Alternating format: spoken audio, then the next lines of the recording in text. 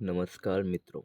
आज हम देखेंगे साइंस का सेट नंबर 1 देखेंगे और ये सेशन बहुत ही इम्पोर्टेंट होने वाला है, तो सभी बच्चों को ध्यान से देखना है। और आज से एग्ज़ाम भी शुरू हो रहा है, तो आप सभी को एग्ज़ाम की ढेर सारी शुभकामनाएं हैं। अच्छी तरह से पेपर को लिख के आना है।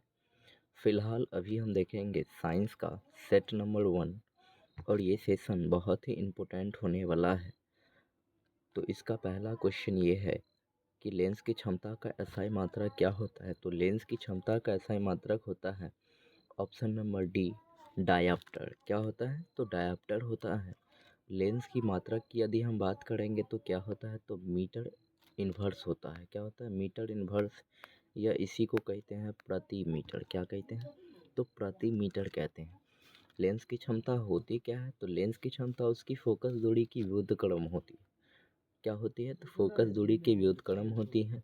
डायाप्टर को हम डी से डिनोट करते हैं। किससे सूचित करते हैं? डी से। और लेंस की क्षमता को पी से सूचित किया जाता है। किससे सूचित किया जाता है? तो पी से सूचित किया जाता है। तो ये देखो कितना इम्पोर्टेंट सेशन हो रहा है और एक क्वेश्चन के कितने एक्सटर्नल पॉइंट हमने आपको करवा रहा है। तो आपको क्या करना है, ये सभी क्वेश्चन को अपने नोटबुक पर नोट करते जाना है।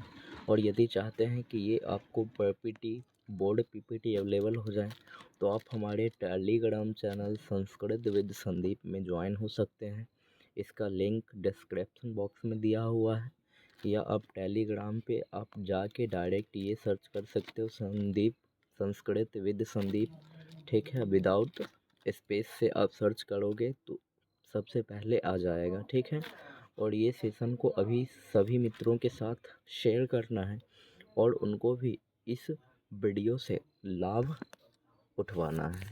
चलिए अगला प्रश्न की ओर यदि हम बढ़ेंगे, तो अगला प्रश्न हमारा कहता है 2 नंबर, लेंस की क्षमता पी जो है ये किसके बराबर होता है? तो ये 1/f ऑप्शन नंबर डी के बराबर होता है। किसके बराबर होता है? तो 1/f के बराबर होता है। पी बराबर होता है 1/f, जहाँ पे पी क्या है? तो पावर ऑफ लेंस है, यानी कि लेंस की शक्ति है। और एफ क्या है? तो ये फोकल लेंथ है, यानी कि फोकस दूरी है। लेंस की क्षमता का वास्तविक मात्रक जो होता है वो प्रति मीटर होता है। क्या होता है? मीटर होता है। इसे मीटर पावर -1 यानी कि मीटर इन्वर्स से डिनोट किया जाता है। किसी लेंस की क्षमता उसकी फोकस दूरी की क्या होती है? तो उसकी फोकस दूरी की व्युत्क्रम होती है। इस बात को याद रखना है, ये 2 अंक में पूछा जाएगा कि लेंस की क्षमता क्या है। तो लेंस की क्षमता उसकी फोकस दूरी की क्या होती है? व्युत्क्रम होती है। और यदि ये बात पूरा आप ऊपर से नीचे तक उतार देते हो तो 2 नंबर यहाँ से मिल जाएगा। तो सभी चीज़ों को आपको याद करते चलना है। यदि हम अगला प्रश्न की बात करेंगे, तो प्रश्न संख्या 3 कहता है स्नेल का नियमानुसार क्या होता है? तो ये आपको स्नेल का नियमानुसार ऑप्शन नंबर ए, म्यू बराबर साइन आई बट्टा साइन आर होता है। ठीक है, और यहाँ पर जो साइन आई है वो क्या है? तो आपतन कोण की ज्या है। ठीक है, और साइन आर जो है ये क्या है? तो इसका मतलब होता है अपवर्तन कोण की ज्या। क्या होता है? अपवर्तन कोण की ज्या होता है। तो इस बात को आपको याद रखना है। साइन का मतलब क्या होता है? तो ज्या होता है। आई लगा हो यानी कि आपतन कोण, और आर लगा हो यानी कि अपवर्तन कोण हो जाए।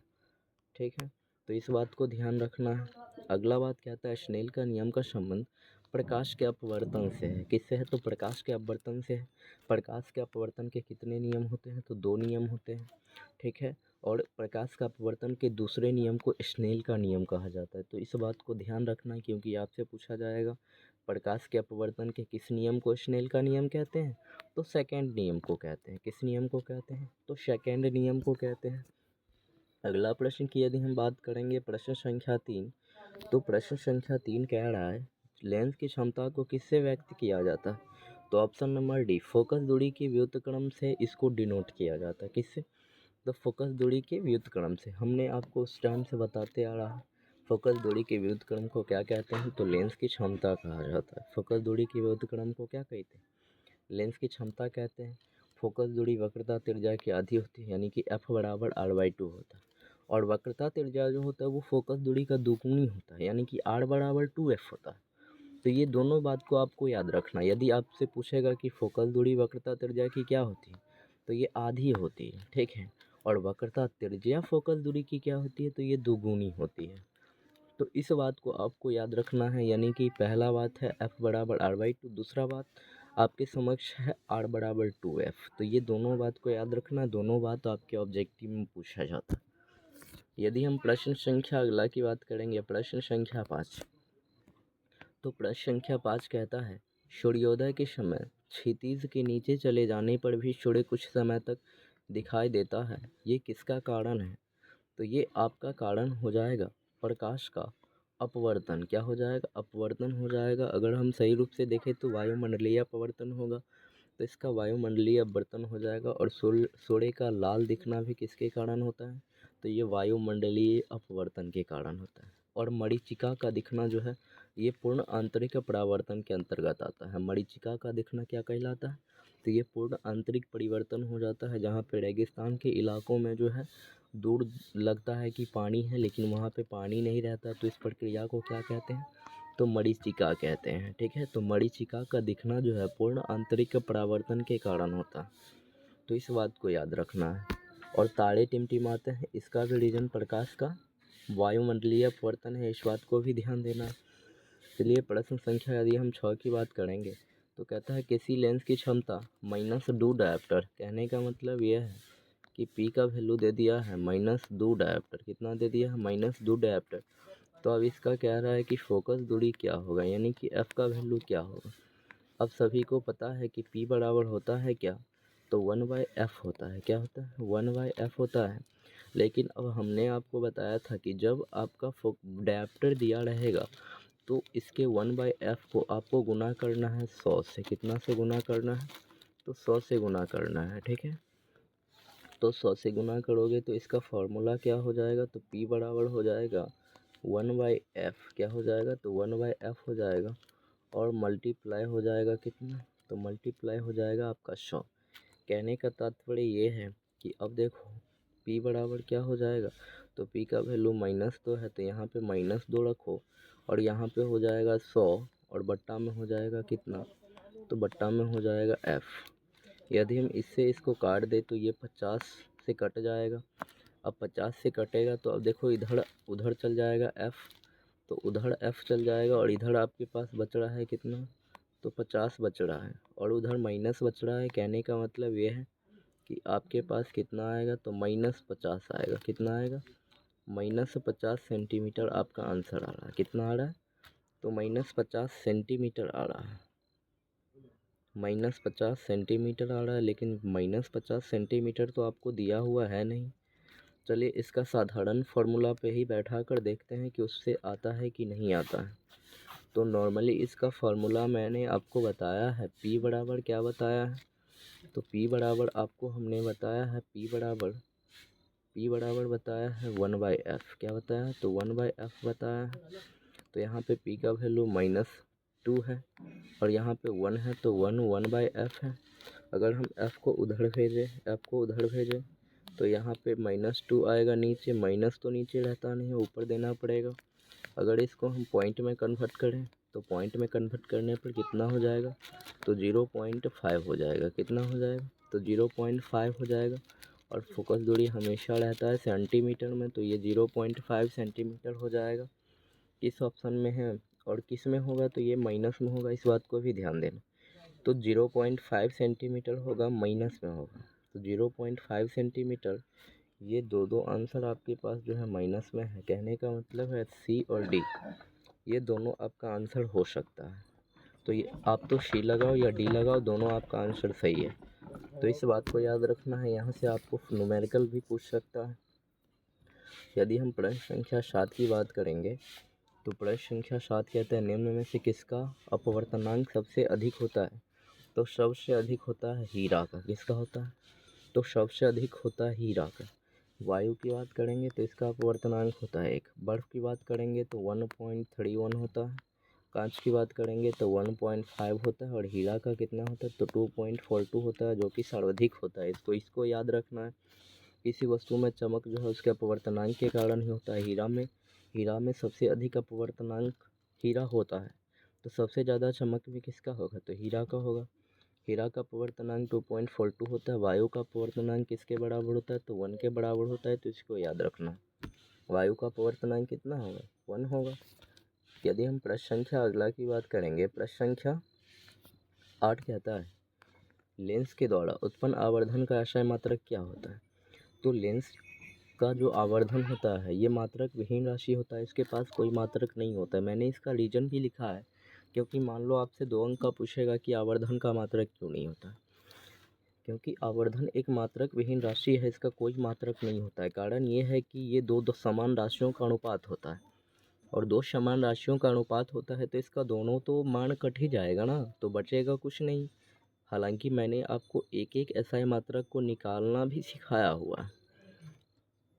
आवर्धन बराबर क्या होता है, तो प्रतिबिंब की दूरी बट्टा में वस्तु की दूरी, यानी कि m बराबर h2 बट्टा h1 हो जाएगा, ठीक है। या आपको m बराबर होता है v/u, किस में होगा, तो ये लेंस में होगा, और m बराबर होता है माइनस v/u, किस में होता है, तो दर्पण में होता है। यहाँ पर v क्या है, तो प्रतिबिंब दूरी है, और u क्या है, तो वस्तु दूरी है। तो ये दोनों बात को याद रखना, v/u कहेगा धनात्मक रहेगा तो लेंस में, और यदि ऋणात्मक रहेगा तो किस में हो जाएगा, तो ये दर्पण में हो जाएगा, ठीक है। अगला यदि हम प्रश्न की बात करेंगे, प्रश्न संख्या 9।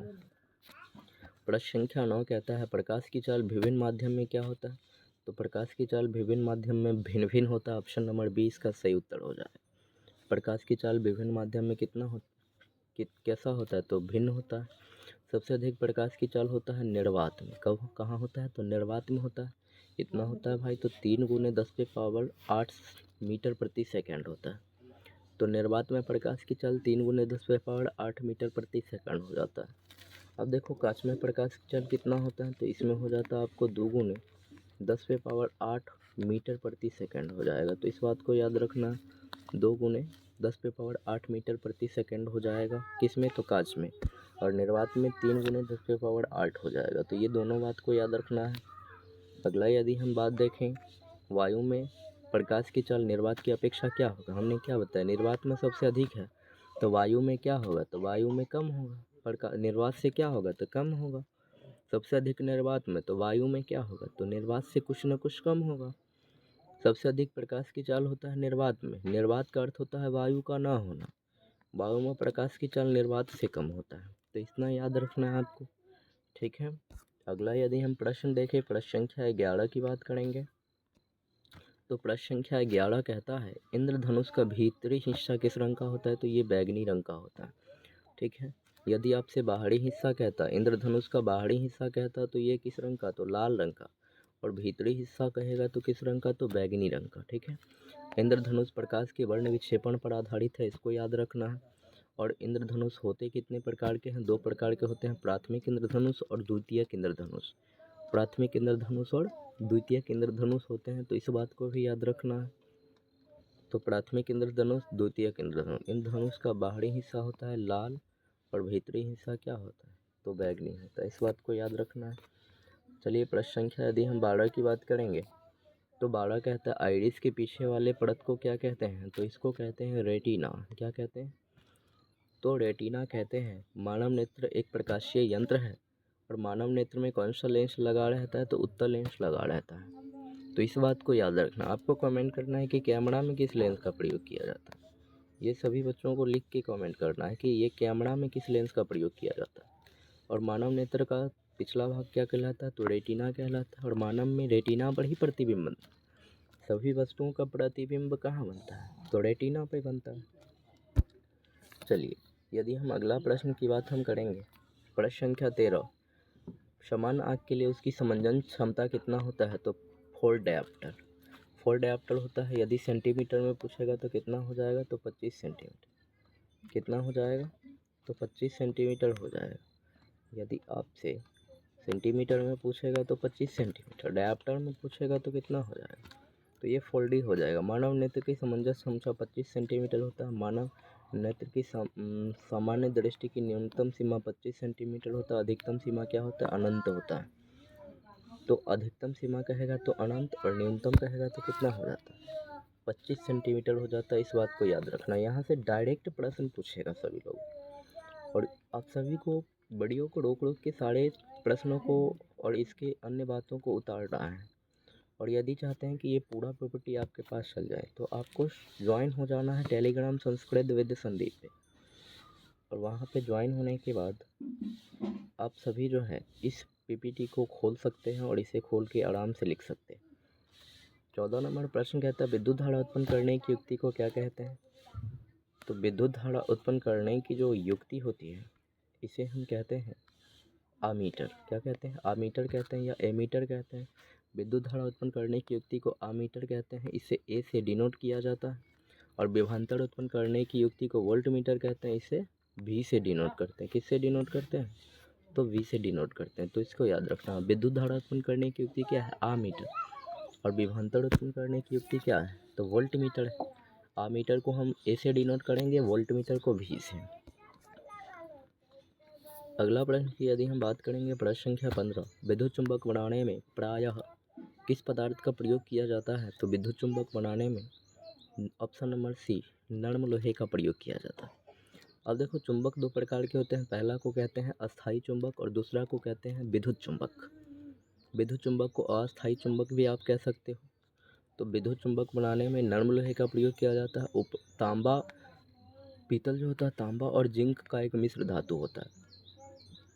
तो इस बात को भी याद रखना, ये आपसे ऑब्जेक्टिव में पूछा जाएगा। पीतल किसका मिश्र धातु होता है? तो तांबा और जिंक का। विद्युत चुंबक बनाने में नरम लोहे का प्रयोग किया जाता है, तो इसको याद रखना है। अगला यदि हम प्रश्न की बात करेंगे, प्रश्न संख्या 16 कहता है लघु पथन के समय परिपथ में विद्युत धारा का मान क्या हो जाता है। तो बहुत अधिक हो जाता है। ऑप्शन नंबर ए सही हो जाएगा। तो विद्युत धारा का मान बहुत अधिक हो जाता है। लघु पथन के समय विद्युत धारा का मान जो होता है ये क्या हो जाता है? तो बहुत अधिक हो जाता है। विद्युत धारा का मान क्या हो जाता है? तो बहुत ही अधिक हो जाता है। क्या होता है? तो बहुत अधिक हो जाता है। और प्रतिरोध का मान क्या होता है? तो बहुत कम हो जाता है। बहुत कम हो जाता है। प्रतिरोध का मान क्या हो जाएगा? बहुत कम। और धारा का मान क्या हो जाएगा? बहुत अधिक। ठीक है। विद्युन्मय तार और उदासीन तार के आपस में टकराने से लघु पतन आता है, इसको क्या कहते हैं? तो शॉर्ट सर्किट कहा जाता है। जब दोनों तार जो है क्या होते हैं? तो आपस में टकरा जाते हैं तो लघु पतन वाला समस्या आ जाता है। यदि हम प्रश्न संख्या 17 की बात करेंगे, कहता है बैटरी में किस प्रकार की धारा बहती है। तो बैटरी में दिष्ट धारा बहती है। ऑप्शन नंबर ए सही उत्तर हो जाएगा। हालांकि धारा मुख्यतः दो प्रकार के होते हैं, एसी धारा और डीसी धारा। बैटरी से डीसी धारा प्रवाहित होता है और ट्रांसफार्मर से एसी धारा प्रवाहित होता है। ये दोनों बात को याद रखना, बैटरी से डीसी और ट्रांसफार्मर से एसी। अगला यदि हम प्रश्न की बात करेंगे, प्रश्न संख्या 18।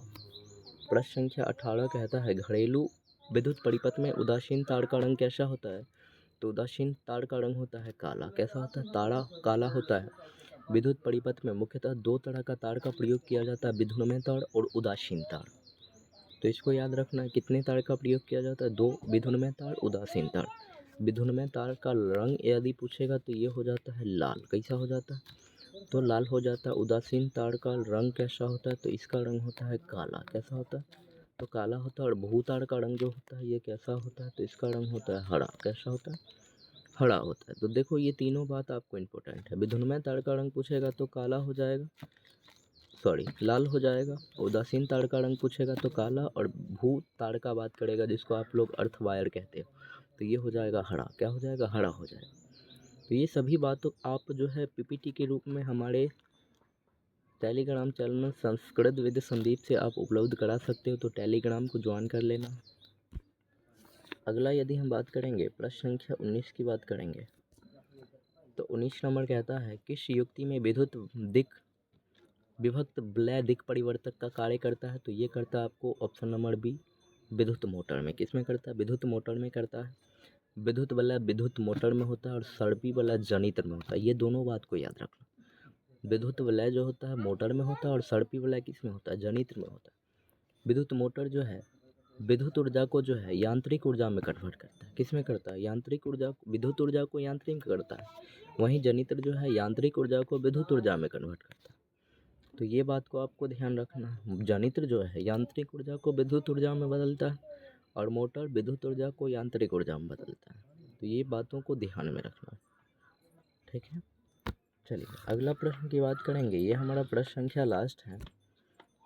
20 नंबर कहता है किसी विद्युत धारावाही सीधी लंबी परिनालिका के भीतर चुंबकीय क्षेत्र जो होता है ये क्या होता है, तो ऑप्शन नंबर ए सभी बिंदुओं पर क्या होता है, तो समान होता है।